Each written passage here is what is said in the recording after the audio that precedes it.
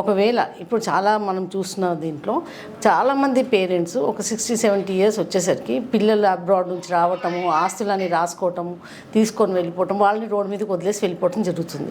Very కామన్గా చూస్తున్నాం ఈ మధ్యలో.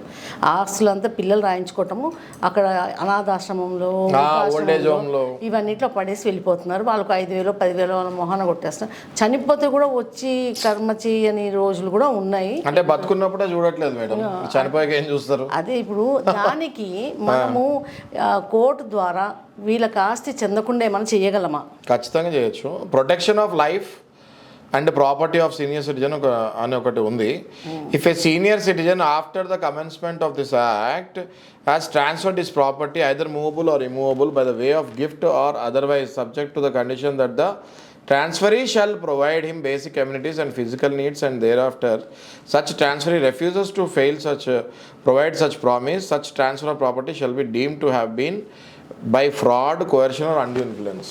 అంటే ఎప్పుడైతే మీరు పిల్లలకి వాళ్ళ మీద నమ్మకంతో మీ ఆస్తి రాసిస్తారో ఆ తర్వాత పిల్లలు మిమ్మల్ని రోడ్డు మీద వదిలేస్తే అది ఒక ఫ్రాడ్ లాగా, ఒక దొంగతనం లాగా, ఒక చీటింగ్ లాగా నిర్ధారించబడుతుంది. వెంటనే మీ ఆస్తి మీకు వెనక్కి మళ్ళీ తిరిగి వచ్చేస్తుంది అని చెప్తాం కూడా జరిగింది.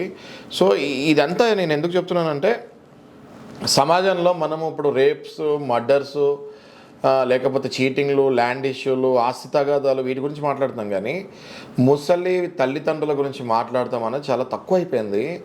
యవ్వనంలో ఉన్న 40 ఏళ్ళు లేకపోతే 35 ఏళ్ళు 45 ఏళ్ళు ఉన్న మనుషులు ఏమనుకుంటున్నారంటే వాళ్ళ జీవితం ఇంకా అయిపోయింది, వాళ్ళది ఎందుకు పనికిరాని జీవితం, ఇంకా నా జీవితం ఇప్పుడు ఇంపార్టెంట్, నా పిల్లల జీవితం ఇంపార్టెంట్, నేను వాళ్ళని కాపాడుకోవాలి వీళ్ళని కాదు, వీళ్ళ జీవితం అయిపోయింది అని అనుకుంటున్నారు.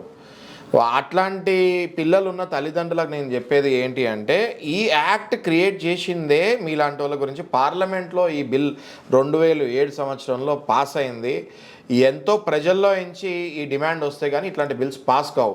ఈ బిల్ పేరే నేను చెప్తున్నాను, maintenance and welfare of parents and senior citizens act 2007. దయచేసి ఎవరైనా పెద్దవాళ్ళు తల్లిదండ్రులు ఇట్లాంటివి ఇబ్బందులు పడుతూ ఉంటే మాలాంటి మంచి అడ్వకేట్స్ని సంప్రదించండి. మీకు ఇది అవేర్నెస్ గురించి క్రియేట్ చేస్తున్నాం ఈ వీడియో, ఇదేం అడ్వర్టైజ్మెంట్ కాదు, ఇది అవేర్నెస్ గురించి క్రియేట్ చేస్తున్నాం ఈ వీడియో. ఈ వీడియోని చూసి మంచి అడ్వకేట్స్ని మీరు సంప్రదిస్తే మీ శేష జీవితం మీరు చాలా హ్యాపీగా ఉంటారు. మీ పిల్లలు మీ జోలికి రారు, సతాయించరు అన్నది మనకి గ్యారంటీగా ప్రూవ్ అవుతుంది. Okay sir, thank you sir.